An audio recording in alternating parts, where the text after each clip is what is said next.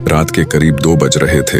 Laws के सारे लोग सो गए। चारों ओर सुनसान छाया हुआ था, लेकिन रमेश बेड पर किताब रखकर अपनी गर्लफ्रेंड से चैटिंग कर रहा था और यह ऐसा पिछले 2 सालों से करता आ रहा था। रमेश के पिताजी एक रिक्शा चालक थे। कड़ी धूप में रिक्शा चलाकर अपने बेटे को कंपट एग्जाम की तैयारी के लिए पटना भेजे थे। महीने के हर एक तारीख को रमेश के पिताजी ट्यूशन फी, रूम रेंट और खाने पीने का खर्च भेजा करते थे।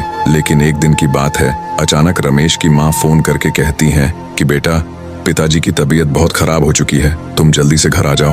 इतना सुनते ही रमेश भागा भागा हॉस्पिटल पहुंचा और वहां जाकर देखा कि उनकी माँ डॉक्टर के आगे हाथ जोड़ रही थी और कह रही थी कि डॉक्टर साहब, आप ऑपरेशन कीजिए।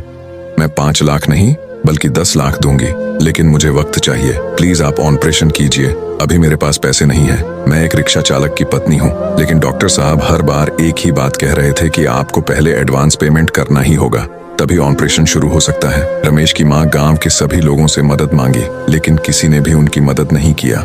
यह सब देखकर रमेश की आंखों से आंसू नहीं रुक रहा था और पैसों की कमी के कारण अपने पिताजी को खो दिया। रमेश चिल्ला चिल्ला कर कहने लगा कि माँ, ये सब मेरी वजह से हुआ है। मैं उतना काबिल नहीं बन पाया जितना अभी तक मुझे बनना चाहिए था। रमेश अपने आप को कोसने लगा और कहने लगा कि काश मैं अच्छे से पढ़ाई किया होता, अच्छे से मेहनत किया होता, तो आज मेरे पास जॉब होता, कुछ कर रहा होता और मैं अपने पिताजी को बचा पाता। दोस्तों, आपके साथ कब क्या और कौन सी घटना हो जाए कुछ पता नहीं चलता।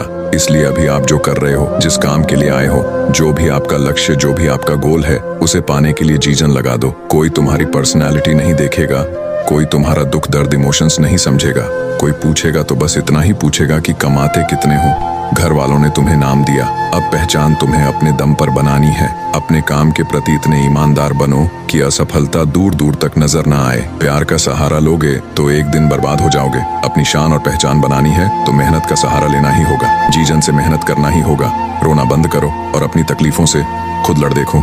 समय तो तेजी से निकल ही रहा है। अगर वक्त के साथ मेहनत नहीं की, जिंदगी के एक एक महीने, एक एक सप्ताह, एक एक दिन, एक एक घंटे की वैल्यू नहीं की, तो साल के साथ साथ आपकी आधी जिंदगी कब निकल जाएगी कुछ पता नहीं चलेगा। याद रखना, कमजोर तू नहीं, तेरा डिसीजन है। तुझे तेरी डिसीजन से भी ज्यादा जिद्दी बनना पड़ेगा। याद दिला खुद को कि तुझे तेरी मंजिल बुला रही है। खुद को ऐसा बना कि तेरी मजबूरी भी तुझे तेरी मंजिल तक पहुंचने का रास्ता लगे। देखो, आपका इस धरती पर आना आपके हाथों में नहीं है और जाना भी आपके हाथों में नहीं है, लेकिन इसके बीच का सफर तो आपके ही हाथों में है। तो क्यों ना कुछ बड़ा करके जाए। अरे तुम्हारी जिंदगी में सभी दुखों का नाश हो अगर तुम्हारा संघर्ष सबसे महान होगा। अपने जीवन को इतना महान बनाओ कि आपकी जीवनी सुनकर दूसरे लोगों को महान कार्य करने की प्रेरणा मिले।